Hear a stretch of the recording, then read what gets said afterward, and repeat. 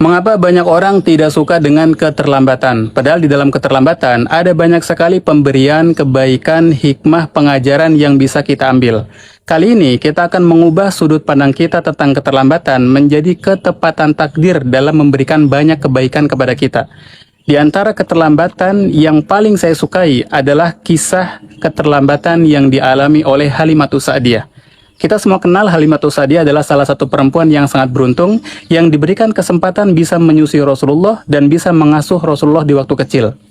Bahkan nama beliau Halimatus Sa'diyah hingga hari ini, hingga hari kiamat itu abadi.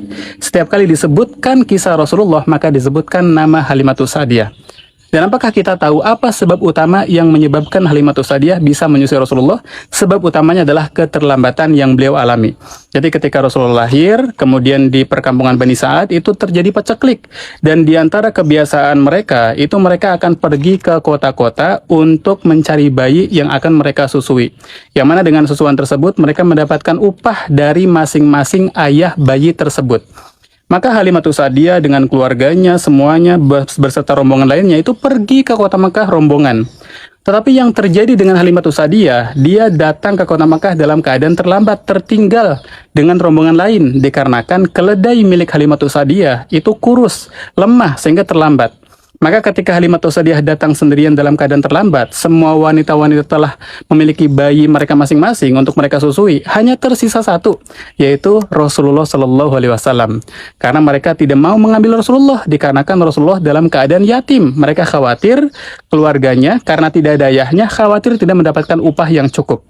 Maka Halimatus Sa'diyah yang awalnya ragu, yang tadinya tidak mau mengambil Rasulullah, maka ketika beliau hendak kembali ke rumahnya, pulang, dia mengatakan, saya tidak akan kembali, melainkan harus membawa seorang bayi. Maka diambillah Rasulullah.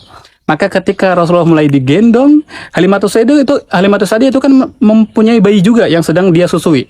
Yang awalnya ASI Halimatus Sa'diyah itu dalam keadaan tersendat, ya tidak lancar, maka ketika Rasulullah disusui, pada waktu itu juga, ASI Halimatus Sa'diyah itu mengalir dengan deras.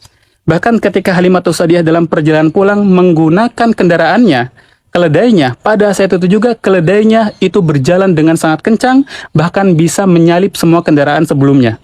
Bahkan semua hewan ternak Halimatus Sa'diyah itu memiliki air susu yang sangat melimpah. Semuanya dipenuhi dengan keberkahan. Bayangkan, tercampurnya darah Halimatus Sa'diyah dengan Rasulullah dikarenakan keterlambatan yang menimpa beliau. Sehingga saya selalu berdoa, jadikanlah setiap keterlambatan saya seperti keterlambatan Halimatus Sa'diyah. Saya terlambat dalam kuliah, kerja, dalam banyak hal, dan saya tidak menyesali itu.